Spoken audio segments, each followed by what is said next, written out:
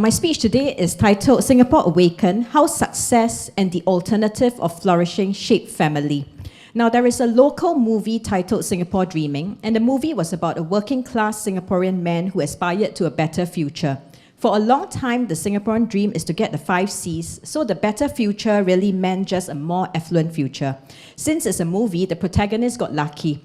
He was the breadwinner of the family, and he won $2 million in total. However, tragic events unfolded. At the cusp of the fulfillment of his Singapore dream, the protagonist suffered a heart attack while being interviewed for a country club membership.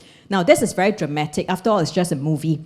But the death in the movie symbolically raises a poignant question. What price awaits at the end of the Singapore dream, when the Singapore dream is fulfilled?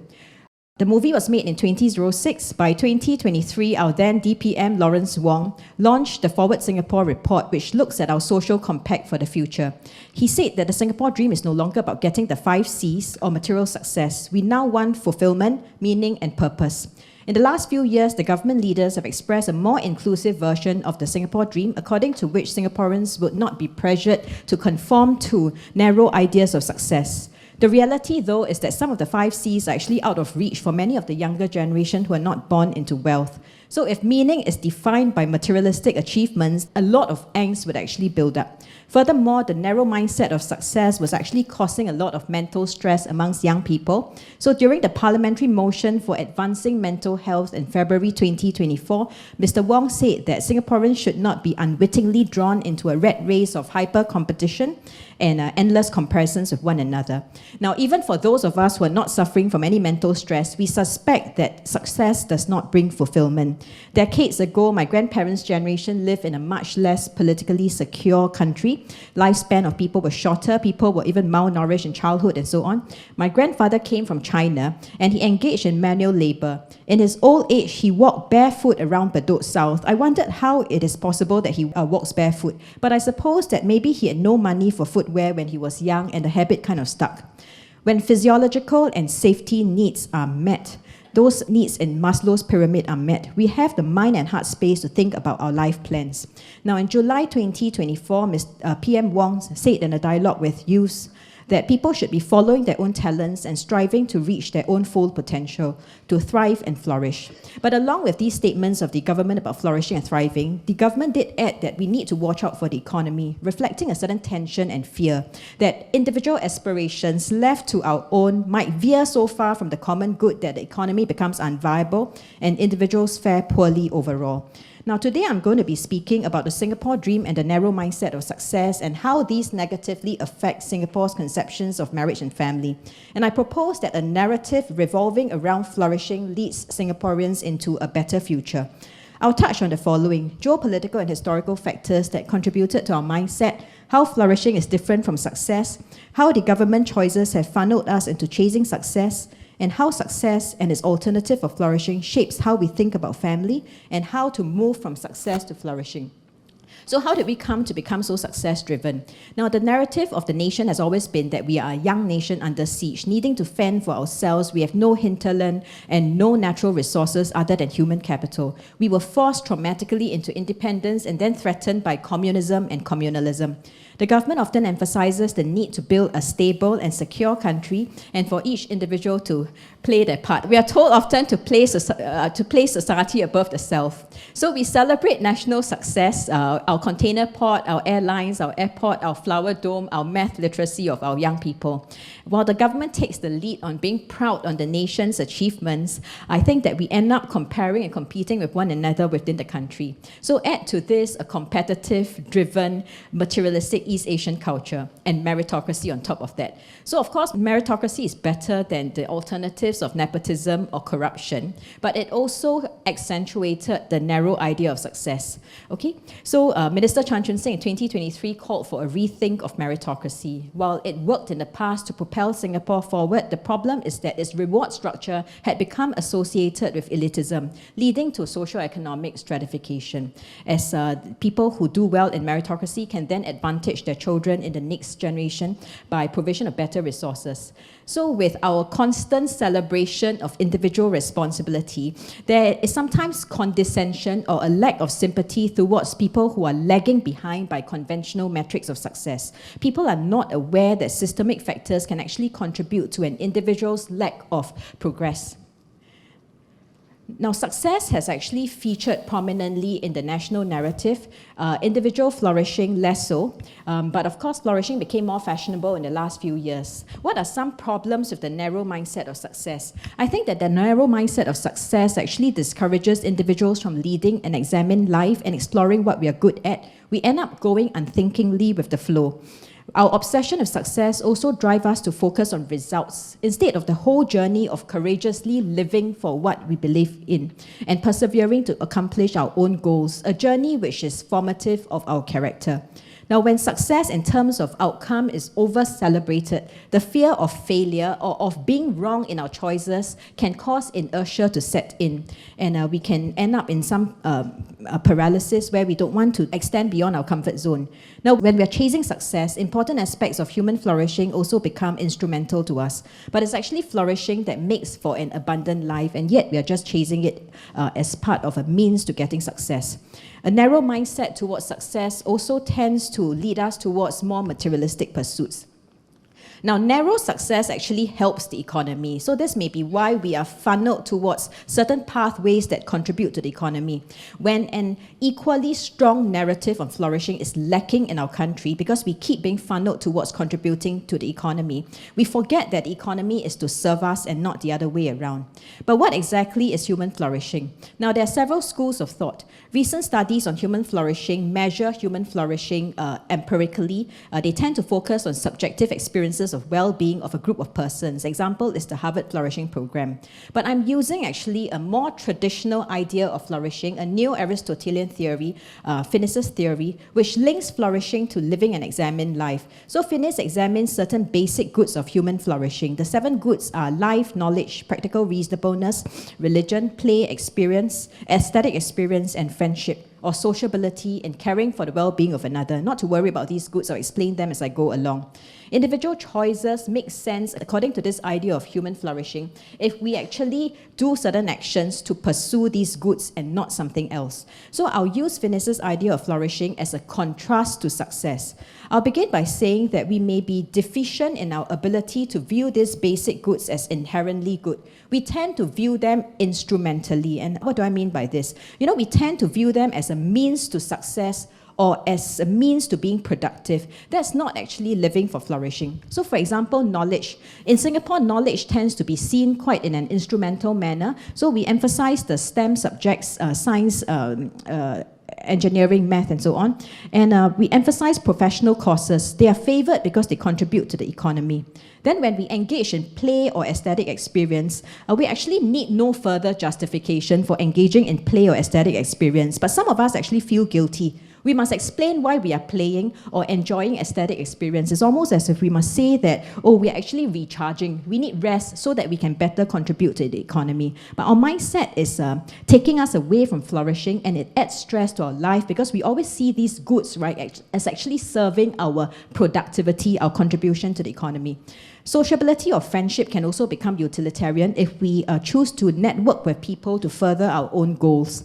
Then practical reasonableness, where Finnis is concerned, involves evaluating what we actually want in life and carrying out those choices. But if we follow after what society values, we are being unthinking. So we are not exercising or partaking of the good of practical reasonableness. Now, there are government strategies that funnel us towards chasing success, towards a success-driven pragmatism. And the ethos in areas outside of family and marriage is actually affecting how we view family and marriage. So I'll give examples from 2 areas. The first is arts, entertainment, and culture. Now, on a day-to-day level, I must say that the government provides well for the goods of play, aesthetic experience, and sociability. Have you been playing pickleball in one of those multi-use courts that you find everywhere? Have you found that there's a lot of greenery, a lot of community spaces for you to interact, a lot of infrastructure for arts-related stuff? So at the same time, I think that the efforts of the government, even if they go towards flourishing, they are also geared towards attracting tourists and making Singapore an exciting city that is very livable for talented foreigners. So these efforts also serve our economy. Now that's not wrong as long as flourishing is also facilitated for all of us. But there is also a dissonance in some governmental choices. They give the impression that the economy is most important. Even long-standing moral concerns can be compromised for the sake of the economy. They stem from pragmatism, and overall they contribute to an ethos that is very success-driven, that drives us towards chasing success. So let's look at, for example, the film classification in 1991 that introduced the R18 rating. It brought in softcore porn. I can guess your age if you've heard of an actress called Amy Yip, who was featured in these Hong Kong films. It was brought to the heartland cinemas before the days of the internet. There was public backlash, and swiftly the rating was then changed to restricted artistic, with the films then shown in downtown cinemas. But why the sudden liberalism pursued by the Ministry of Information and the Arts back then? There appears to be no clear moral bearings, perhaps just a pragmatic move away from being branded a nanny state. Now then there's the decision of the government to allow casinos. Minister George Yeo then in Ministry of Trade and Industry coined the term integrated resorts. This is an about turn from a previous strong moral resistance towards casino gambling. But casinos were now part of a larger integrated space that would make investment of the operators financially viable, providing an infrastructure that would attract tourists to Singapore and create jobs in the tourism sector. So certain decisions like that are made for rapid economic growth, and we've not really cared about the compromise of moral principles. So such pragmatism again drives us towards always thinking about productivity, economic growth, and narrow ideas of success. Another decision in favor of rapid economic growth that I find quite sad, but I didn't think of it like that when I was young, is the linguistic policy with respect to Chinese dialects. The Speak Mandarin campaign was launched in 1979, and it led to Chinese dialects falling out of use. And this was to support the bilingual education policy, which is of course seen as advancing the economy in the longer term. But there were severe effects on one group of persons, the elderly Chinese persons who had difficulty communicating with their grandchildren because the only language they could speak was dialect. This may have contributed to the view that people who speak dialect only are unschooled, inferior, and irrelevant. Dialect programs were banned on TV and radio suddenly. If you are illiterate and you speak only dialect, you've lost your entertainment, you've lost your access to news, you're also diminished in the eyes of other people, you are losing possibly your relationship with your grandkids. If you're illiterate, you can't be reading any stuff, and you no longer can watch any TV or listen to your radio in dialect. So there are damaging effects on the goods of knowledge, play, sociability within the family. Intergenerational relations are affected. Simple pleasures of a group of people were sacrificed for rapid economic growth. So that is the kind of ethos that is being fostered in our country. Now, next I look at education. Education serves basic goods. Students have a safe space to pursue the good of sociability under the tutelage and guidance of teachers. CCAs and the main curriculum bring opportunities to pursue goods of knowledge, aesthetic experience, play, life, practical reasonableness, religion. So many goods are facilitated by education. But government policies can give the impression that education is not about these goods, but about future contribution to the economy, leading to a success-driven mentality where grades are everything, opening the doors to good schools and later good careers. So what are some examples of the policies that fostered this mindset? Again, the focus on science, technology, engineering, and math subjects is one example. They are seen as serving the ever-growing sectors of tech and innovation, the economy. Humanities are often justified by critical thinking that they teach us so that we can add value to our careers and future. Again, framed in terms of being productive and framed instrumentally. Now, policies that favor the best and the brightest, such as PSC scholarships and the gifted education program, are understandable when the human capital is an important resource for our nation. But such investments make it seem like we prize primarily people who can contribute to economic growth, thus leading people to favor a narrow conception of success, because these are the people who are valued in the nation, people who are productive for the economy. It doesn't help that anecdotally, some Singaporean parents are said to warn their kids to study hard so that they do not not end up in fill in the blanks of what job that is, but basically usually it involves some kind of manual labor. So we end up unwittingly disparaging some types of work as inherently unworthy, and it leads to disrespect for people who make a living from such work as having failed in life because of the lack of talent and effort. Now, even when the government takes active steps to expand our notions of excellence, such as through the direct school admissions route for people to be admitted to secondary school on the basis of sports, leadership qualities, and so on, there is a parentocracy. What's a parentocracy? It's a proactive, interventionist parenting culture, that dominates in the society, that drives children back into a new rat race with new trophies to be won. Now, instead of just having supplementary private tuition, parents will really pile their efforts into giving enrichment classes so that children who are not doing well academically can still get into the elite schools on those direct school admissions path. Now, I mean elite schools, that got a woman into jail last week. So it will take a while to correct our besortedness with success. Now I move on to marriage and family. Now marriage and family actually serve the goods of sociability and life, which includes the transmission of life through procreation. Governments can use laws and policies to encourage marriage and the formation of family units by subsidies and incentives for housing, healthcare, education, infant care, childcare, parental leave. Right now, this is the approach as marriage rates are dipping, and Singapore is one of the lowest total fertility rate. I humbly confess my contribution to such statistics. Now governments can also be anti-natalist against childbirth, as was the situation in years of nation building. So in the past, there was rapid population growth. This threatened the economy because there's great demand for jobs that didn't exist, and there was a great demand for the social infrastructure. The economic gains that the nation made had also to be shared amongst more people if the population growth was rapid. Now, whatever the good intentions of the government, some of the old policies were criticized for being elitist or even eugenicist. It's worth looking at this because an instrumentalist view of persons may have lodged in the Singaporean psyche, leading to such a narrow mindset of success that we now have and cannot break free of.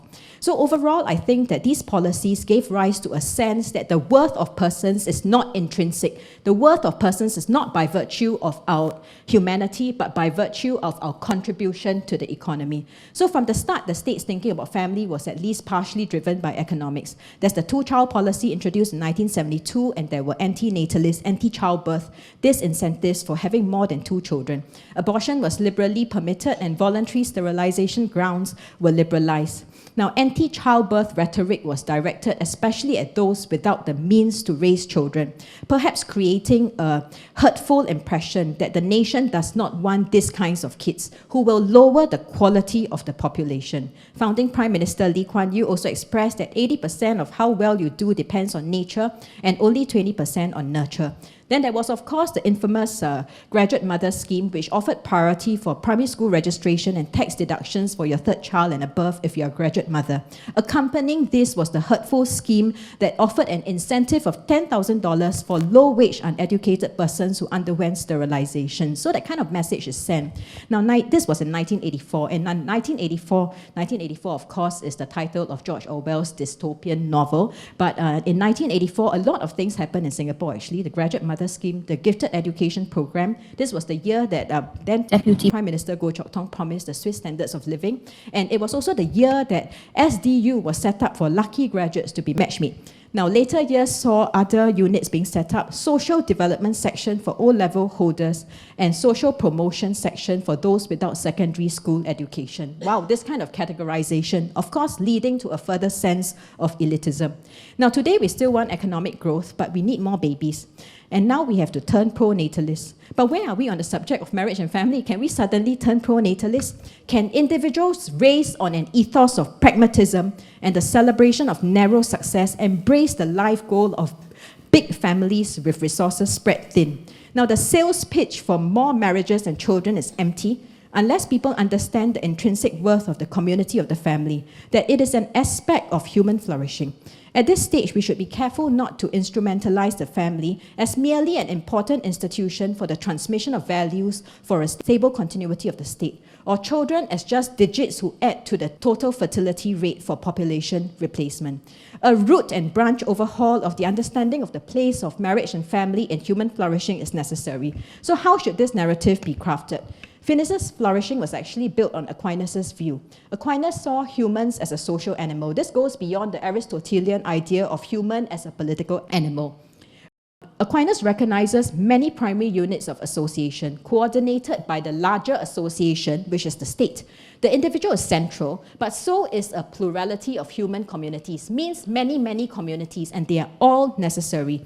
And this includes the family unit, it includes other relationships such as kinship, friendship. They are all indispensable to human flourishing. So what is community actually? Do we understand what is community in this digital world? Community is actually an ongoing sharing of life, of action, of interest, is doing life essentially through associating and coming together. What unifies us is our wanting to share our life, our action, and our interests. In the community of the family, the good of sociability is actualized, just as is also actualized in other tiny communities such as friendship between two friends. Now, these different relationships constitute basic aspects of each individual's well-being, and their essence lies in going beyond self-centeredness to caring for the well-being of another person.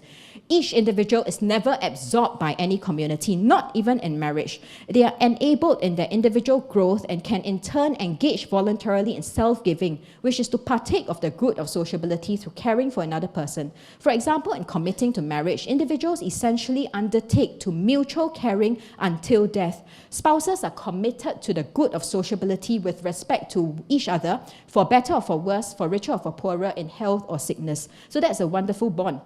Now, foundationally, the government's narrative for family and marriage in Singapore should be rooted in the indispensability of the family as a community that is vital to human flourishing. Indeed, it's the very first community, if you think about it. The family is the very first community in which most of us find ourselves. As the first community is also practically indispensable. Younger members of the community, that is children, need help to develop and grow. But those who help them are also self-actualizing and flourishing, finding their character being shaped, discovering new aspects of themselves in self-giving acts of love. In such a vision of the plurality of communities, meaning many communities, many different types of communities that enable flourishing, even those that are not married can participate in the lives of families through friendships and other relationships, just as those who are married can also participate in the lives of single friends and other families. Now, in an optimal society in which families are not selfish and cloistered, because they have now laid down meaningless competition, meaningless amassing, and meaningless achieving for their own family to hit the mark of what counts as narrow success, they can welcome others into the family. They have space in their hearts, a heart that is now free from slavery to success. They can love and care for those outside from an abundance within. Family becomes a secure base from which love can overflow to everyone else. Less endowed and less equipped families can actually be helped through finances, through befriending, through fostering, through respite care. More things are shared, more time is shared. It's presumptuous to think that those who are not financially well off cannot have abundance. My mom was always generous even when we didn't have much. I think a person who is not enslaved by a narrow mindset of success is ready to be generous. We have enough heart space for relating because we are living in abundance, not in enslavement, not in shortage, not in enslavement to success. So in this kind of optimality of human flourishing, we are ready to recognize that there is a friend who sticks closer than a sibling.